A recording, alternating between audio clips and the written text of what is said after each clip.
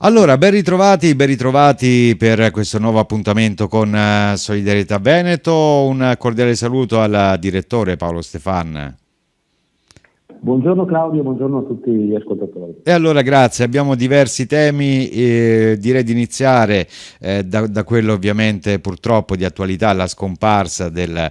Cavaliere Leonardo Del Vecchio, patrono di Luxottica. So che voi siete intervenuti e interverrete probabilmente anche con questa azienda per fare degli incontri sulla previdenza complementare. Allora, si parlava proprio poco prima dell'inizio di questa trasmissione con delle analogie, no? Sulla storia di Luxottica paragonata con riferimento alla situazione attuale, ovvero Luxottica ha fatto il salto da quello che si capisce, insomma, da azienda artigianale proprio negli anni 70-80, che non erano certo quelli più facili, insomma, l'inflazione alta, anni di piombo, e allora delle analogie anche con la situazione attuale, no? L'inflazione uguale, la guerra. Stefan, un messaggio anche positivo, così come il Cavaliere del Vecchio è riuscito a dare lo slancio alla sua attività prima artigianale, poi multinazionale, proprio in quegli anni. Tutto sommato sì, viviamo in un momento difficile, ma non impossibile, insomma, si può fare qualche cosa di buono anche noi in questi giorni, direttore. Beh sì, da qui credo che tocchi partire un po', no, nella trasmissione di oggi. Mi è capitato in effetti nei giorni scorsi di scambiare qualche parola con qualche amico così che conosce più da vicino la storia di questo imprenditore che lavora in Luxottica e magari vive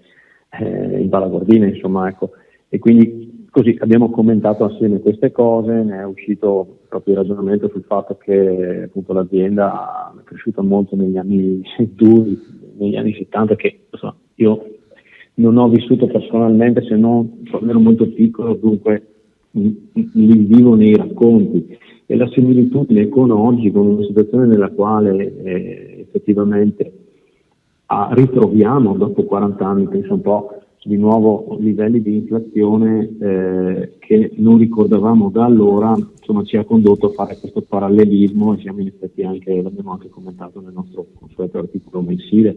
Ecco, io non ho letto la biografia, la storia così della vita di Leonardo Del Vecchio, però da quello che ho potuto leggere sui giornali appunto, mi ha colpito la capacità di interpretare questi momenti difficili, ambienti esterni che non è detto che siano sempre quelli che tu vuoi, e questo tema, questa forza mi è sembrata così un punto di riferimento da tenere buono anche oggi, perché se ci pensiamo sono 6 mesi che per quanto riguarda la nostra attività quotidiana ci confrontiamo con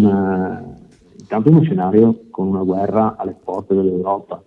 ma anche con di nuovo la ripresa dell'inflazione e così la difficoltà un po' su tutti i fronti del risparmio, per cui tanti lavoratori magari ci chiamano preoccupati. Ma ecco, di fronte a questa preoccupazione mi sembra anche utile focalizzarci sulla prospettiva, per cui come magari qualcuno ha saputo fare in passato e da questo qualcuno forse dovremmo trarre anche un po' di esempi, insomma. L'andamento difficile di 6 mesi, per quanto possa intimorirci, non va mica a cancellare i risultati di tanti anni, che sono comunque una scorta molto utile proprio accumulata e molto utile proprio per come difesa in questo momento complicato, ma soprattutto la cosa che mi interessa sottolineare è il fatto di guardare avanti. La partita della previdenza complementare, la partita del risparmio non finisce mica nel primo semestre del 2022, abbiamo già visto in passato situazioni di crisi e ne siamo usciti, e c'è chi ne ha viste di crisi molte di più e anche di molto peggiori. Di conseguenza penso che sia utile guardare al futuro con un senso di positività e cercando di essere costruttivi. Da questo punto di vista, come Fondo Pensione ci stiamo proprio muovendo in queste settimane per andare a innovare la nostra allocazione degli investimenti, vuol dire la nostra architettura di investimento da praticare da qui al futuro prossimo, e in questo senso ci sono degli elementi che ci spingono a non star qui a indugiare sui fatti negativi di oggi, ma a pensare alle future generazioni e anche al loro risparmio, non soltanto quello attuale. Penso che con questo tipo di ottica, che crediamo sia utile, adottino anche i lavoratori, i risparmiatori che hanno scelto i fondi pensione per il loro risparmio a lungo termine, se ne possa uscire vincenti e raccontarcela come un brutto episodio, ecco, fra qualche anno, un po' come credo chi ha avuto una storia di successo, guardandosi alle spalle, sappia, dopo tanti anni, dire guarda, in quel periodo lì, mentre il mondo era lì che tremava, noi ci siamo fatti coraggio, abbiamo lavorato e oggi ci troviamo qua, migliori di prima.